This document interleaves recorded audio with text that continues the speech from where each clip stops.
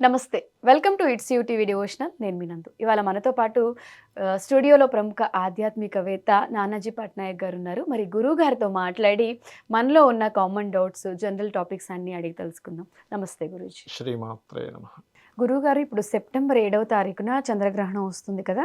ఈ గ్రహణం వల్ల పర్టిక్యులర్‌గా కొన్ని రాశుల వాళ్ళకి, కొన్ని నక్షత్రాల వాళ్ళకి ప్రాణగండం అని చెప్పి కొన్ని యూట్యూబ్ ఛానల్స్‌లో నేను థంబ్‌నెయిల్స్ చూసాను.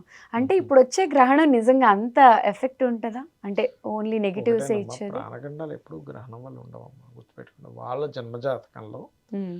గండం ఉండే సమయం నడుస్తుంది, గండం వెళ్ళిపోతుంది. ఎలా అయితే ఇప్పుడు మనకి ప్రతి సంవత్సరం హ్మ్. 2 గ్రహణాలు 4 గ్రహణాలు ఖచ్చితంగా వస్తాయి ప్రపంచవ్యాప్తంగా. హ్మ్. 4 వస్తాయి. హ్మ్. 4 ఒక్కోసారి కొన్ని దేశాల్లో వస్తాయి, కొన్ని దేశాల్లో రావు. హ్మ్. ఈసారి మనకున్న 7వ తేదీ రాత్రి 11 గంటల సమయంలో వస్తున్న గ్రహణం 12:20 వరకు ఉంటుంది. హ్మ్. మన ఇండియాలో ఉంది. హ్మ్. దీనివల్ల ప్రాణగండాలు ఎప్పుడూ ఉండవు. అలా అయితే మరి ప్రతి సంవత్సరం 4 గ్రహణాల్లో ప్రతి దగ్గర ప్రాణాలు పోతూనే ఉండాలి, గ్రహణం వచ్చిన ప్రతిసారి. హ్మ్. అది వాళ్ళ జన్మల్ని బట్టి హ్మ్. ఉంటుంది. హ్మ్. మరి గ్రహణాన్ని ఎలా చూడాలి? మనకు మహర్షులు చెప్పిన విధి విధానం ఏమిటి? గ్రహణాన్ని చూసే విధానం ఏమిటంటే, హ్మ్. గ్రహణం అనేటువంటిది సూర్యుడు, చంద్రుడు హ్మ్. అండ్ ఛాయాగ్రహాలైన రాహుకేతువులు, అంటే షాడో ప్లానెట్స్ అంటారు వాటిని. హ్మ్. ఛాయాగ్రహాలు అని చెప్పారు. మన వాళ్ళేం గ్రహాల్లో తిరుగుతాయని చెప్పలే, హ్మ్. ఛాయాగ్రహాలని చెప్పారు కొన్ని వేల సంవత్సరాల నుంచి కూడా. హ్మ్.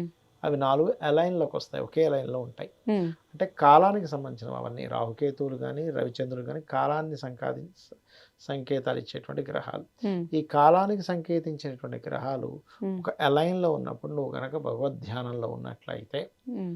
ఖచ్చితంగా నీకు ఏదైతే నువ్వు పూర్వజన్మలో చేసుకున్న కర్మ ఏదైతే ఉందో, హ్మ్. నీ కర్మ ఏదైతే అనుభవిస్తూ నువ్వు ఇబ్బంది పడుతున్నావో, భగవత్ అనుగ్రహం, భగవత్ శక్తి పెరుగుతుంది దానివల్ల. హ్మ్. అంటే ఒక సాధనా మార్గంలో హ్మ్. నువ్వు వెళ్తావు ఆ హ్మ్. సమయంలో. ఎందుకంటే పునశ్చరణ ఫలితం వస్తుంది అంటారు. హ్మ్. నువ్వు మామూలుగా ఒక సంవత్సరం పాటు కొన్ని లక్షల జపం చేసావు అనుకోండి, ఏదో ఒక మంత్రం తీసుకొని, హ్మ్. గ్రహణ సమయంలో చేసినటువంటి మంత్రం ఏదైతే ఉందో, హ్మ్. సేమ్ మంత్రం ఈ సంవత్సరం పాటు చేసిన ఒక 5 లక్షల జపం చేసాం, హ్మ్. 5 లక్షల ఫలితం ఇక్కడ వస్తుంది. అదో లక్ష చేసాం, లక్ష ఫలితం ఆ ఒక్కరోజు చేయడం వల్ల వస్తుంది. హుహు. సో ఏంటంటే మిమ్మల్ని మీరు ఉద్ధరించుకోవడానికి చేసేటువంటి ప్రక్రియల్లో గ్రహణం రోజు ఎక్కువ పట్టు ఉంటుంది. కాబట్టి మీకు ఏదైనా సిద్ధించాలంటే ఆ రోజు చేసినటువంటి సాధన చాలా గొప్పది, హ్మ్. అంతేగాని మరొకటేం కాదు.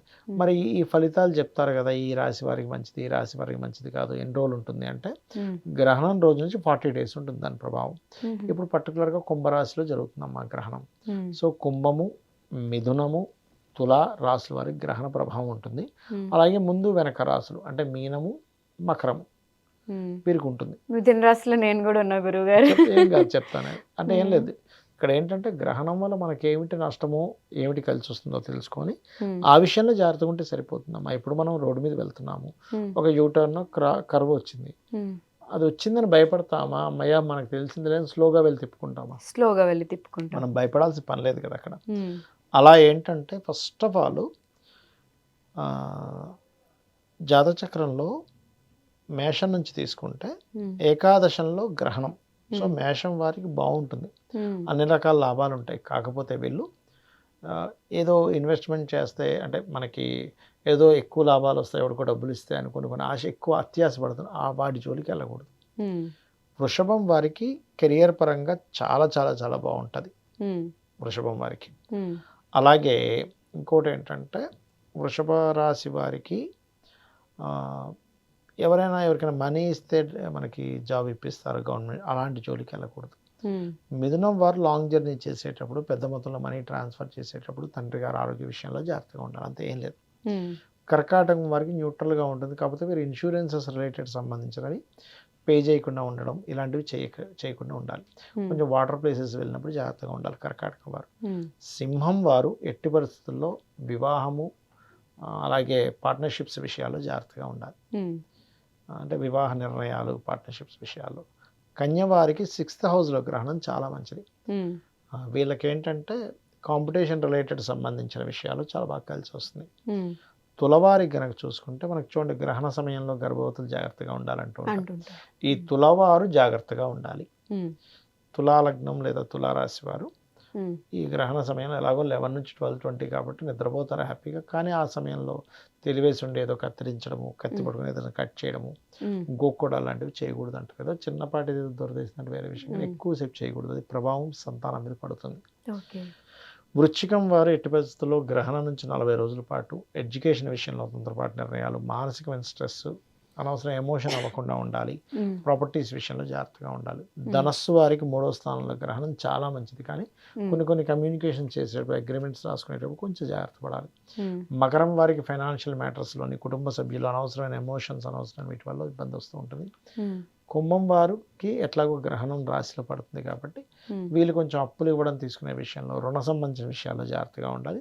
ఉమ్, మీన రాశి వారు కూడా పంచమాధిపతి 12లో ఉంటూ గ్రహణం పట్టింది కాబట్టి వీళ్ళు కూడా కొంచెం సంతానం, గర్భవతులు కొంత జాగ్రత్త పడాలి.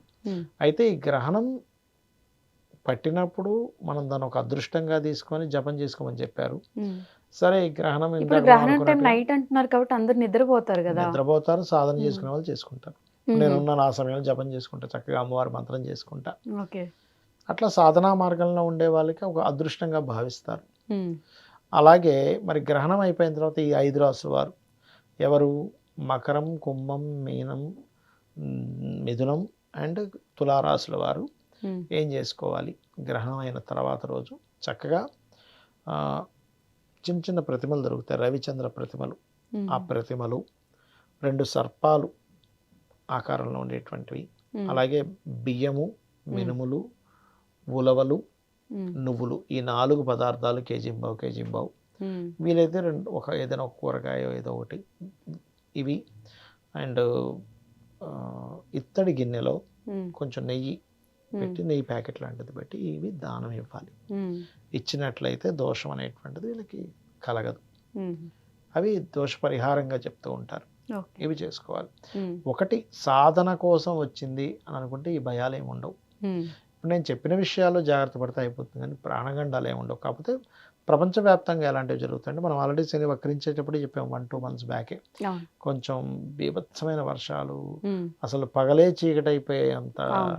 మేఘాలు వస్తాయని చెప్పుకున్నాం. ఉమ్, అలాంటివి మాత్రం ఒక 3 నెలల పాటు ఉంటాయి. ఇంకా 3 నెలలు. ఇంకా ఈ ఒక రకమైన చీకటి అయిపోయినట్టుగా, అసలు మేఘాలే భూమి మీదకి వచ్చేసాయి అన్నట్టుగా ఉమ్, మనం చూస్తాం ఈ గ్రహణ ప్రభావం. కొన్ని జల ప్రళయాలు ఉంటాయి ప్రపంచవ్యాప్తంగా, మళ్ళీ ఇంకా ఉంటాయి. ఉమ్, ఇది కొంచెం జాగ్రత్త పడాలంటే ఎందుకు చెప్పుకుంటాము అంటే, ఉమ్, కొంచెం జల ప్రదేశాలు వెళ్ళినప్పుడు మనుషులు జాగ్రత్తగా ఉంటారు. జాగ్రత్తగా ఉంటారు. ఎందుకు అంటే గ్రహణం ఎక్కడైతే కుంభరాశిలో పడుతుందో ఉమ్, శని వక్రించి ఆ గ్రహణాన్ని కబలిస్తున్నాడు. ఉమ్, సో శని మేఘాలకి, వాటర్కి, ఉమ్, చల్లదనానికి కారకుడు. ఉమ్, కోల్డ్ ఏరియాస్ ఇంకా చల్లగా అయిపోతాయి. ఉమ్, వర్షపాతం ఉండేది ఇంకా ఎక్కువ వర్షపాతం వస్తూ ఉంటుంది. ఉమ్, నదులు విపరీతంగా ప్రవహిస్తూ ఉంటాయి. అలాంటివి జరుగుతూ ఉంటాయి. ఓకే.